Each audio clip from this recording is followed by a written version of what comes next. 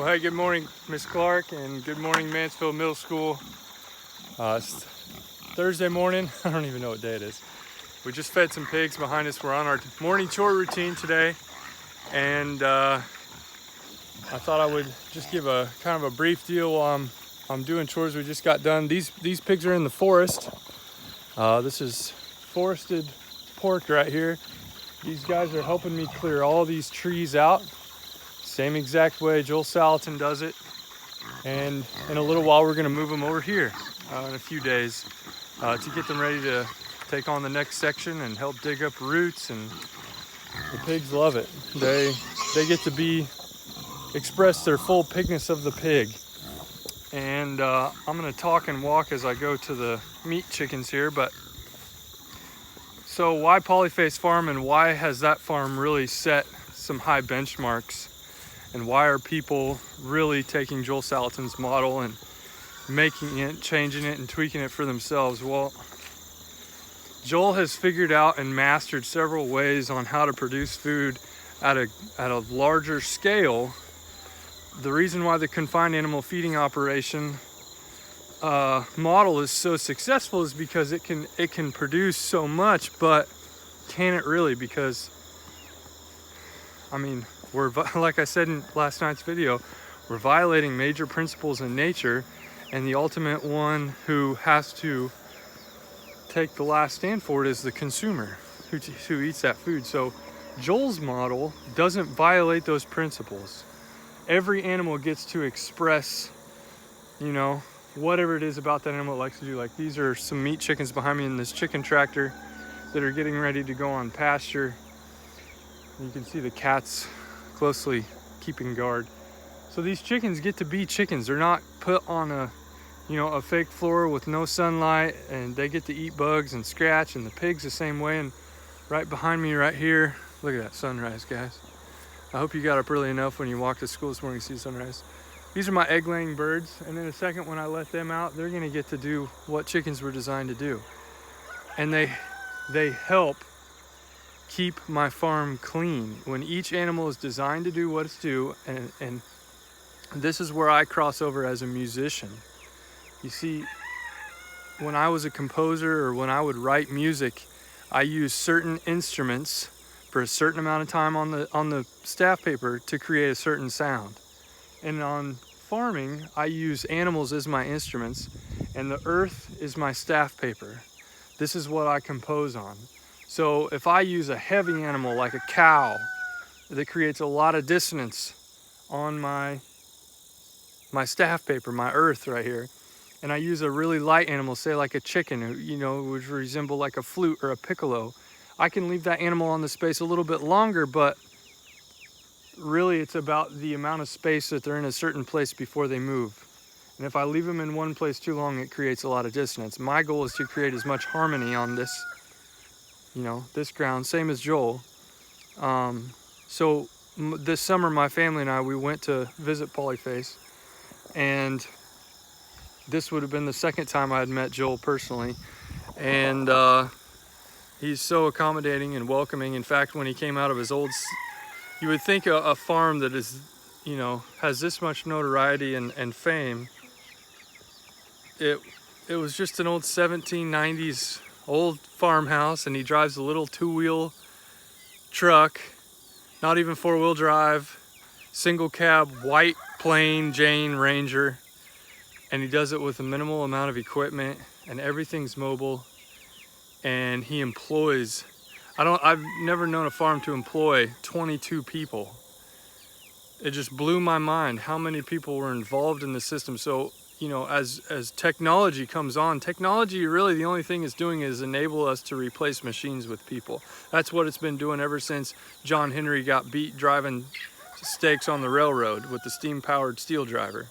And ever since then, every single piece of technology that comes into our lives is just replacing humans to do the job. So as we get ready to enter into the age of automation in the transportation industry, which is the largest employer of people, semi-drivers and taxi drivers, you're talking hundreds of millions of people, all those people are going to be without jobs because we just replaced them with computer automated driving.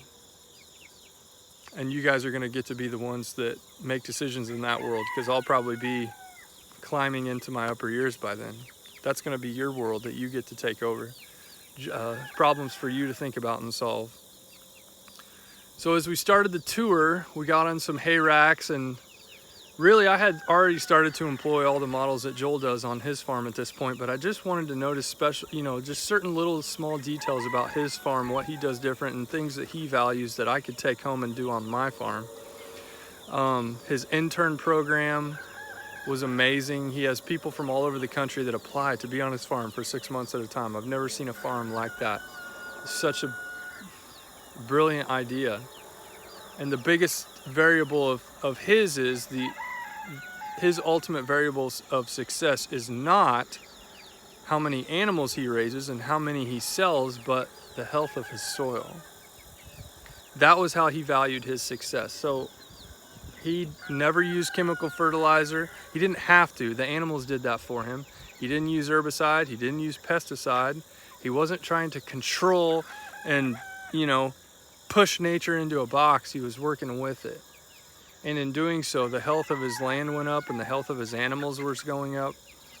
And he's documented it so incredible. If you kids do audiobooks, I would really encourage you to read Folks This Ain't Normal, where Joel really goes in depth about the stuff that's going on in government right now and how they're manipulating and changing the way we react, or I guess I can't even find the word right now. Just how we as humans are, the wool has been pulled over our eyes, and how we have a relationship with our food, or a disconnect. We've never been more disconnected from our food than what we are right now at any point in human history, and we're paying the price for it big time. The thing about disease right now is it knows no boundaries. I know people with a lot of money that still are sick, and I know poor people that are sick. But I also know poor people, unemployed people that are very healthy, don't have much money, but they take really good care of themselves. Their health is what they value. And I don't know really, there aren't a whole lot of people with prominent amounts of money that are in great health. So money and success is not the variable, really. Our health, to me, is probably the most valuable thing that we can all take control of right now. So think about that today, when you're eating your school lunch and you're looking at it, you're like, where did this come from? Is this meat? We're getting this Impossible, or Impossible Burger or whatever.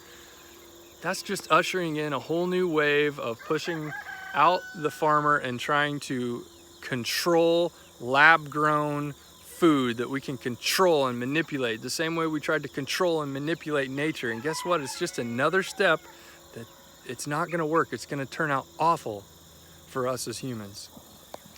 I'm sorry I got off track on Polyface, but my daughter actually got to go up and meet Joel and shake his hand, and the most beautiful thing about it is my farm is kind of similar to Joel's. Like, you can see that I live on a huge hill and everything goes downhill into the valley from here. Joel had this amazing water catchment system, or maybe you can see this behind me, that tank right there. That's my rainwater catchment system that I harvest rainwater, and I send that with gravity downhill to my birds. I send it downhill to trees. I can water pigs with it. I can water cows with it. So I really try to hold on and value all the natural resources on my farm. That's all from Joel. I want to keep every drop of water I can on my farm. I want to invite all the wild species back onto my farm: turtles and frogs and bugs and birds and snakes and rats and everything, coyotes, bobcats, whatever I can, because every new creature that comes onto my farm welcomes the presence of 8 more creatures behind it. And that's, again, something I learned from Joel. So diversity is really the variable for success in farms today, and people are starting to figure that out and go back to this model. If you want to look at a really cool change and a testimony, look at Will Harris with White Oak Pastures in Georgia.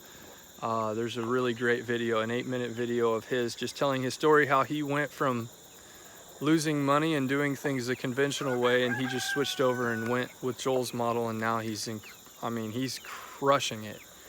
I think his farm has over 40 employees full-time on a farm, and it's not a big giant corporation. It's just one guy, and 40 people work for him to help run this farm, and it's incredible what they're doing.